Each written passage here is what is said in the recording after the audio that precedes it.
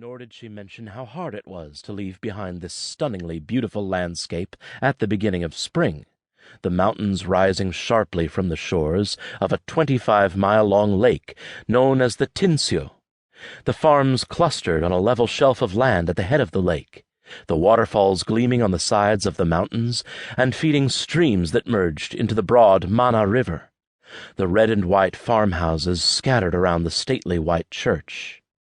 Beauty was abundant and free in the countryside of Tin, but you couldn't eat beauty, and the beautiful farms were yielding less and less while the population steadily grew. But they were comparatively lucky in Tin. Elsewhere in Telemark, the farm fields had become so small from repeated division that farmers had to harvest the hay that grew on the thatch of their roofs and grow vegetables by spreading dirt and manure on top of rocks. It was a sad, haunted country for all its beauty. Men in the prime of their lives built their coffins and stored them inside until they were needed. It was not a very pleasant thing to look at before you got used to it, recalled one Norwegian immigrant. Gru Rolag was no beauty, but she was a strong, capable young woman with a long face, prominent cheekbones, high forehead, and a kindly, intelligent look in her rather narrow eyes. According to family lore, she was not the most conscientious housekeeper because she preferred reading to housework. A love of books and reading ran in the family.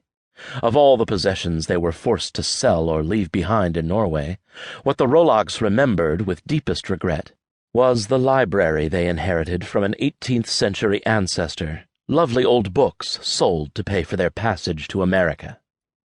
Gro and Ulla were the first of the family to emigrate, leaving Oslo on April 24, 1873.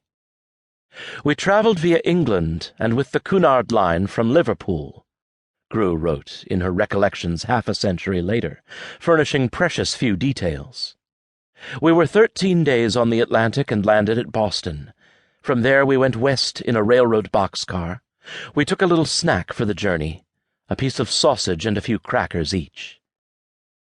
Her brother, Usten Knutsen Rolag, was a bit more expansive when he wrote down his own story. Usten explained that their mother, Kari Nilsdatter, had been left a widow in 1862 with 3 children to support. Sonava, the oldest, was 13, Gro 11, and Usten himself 8.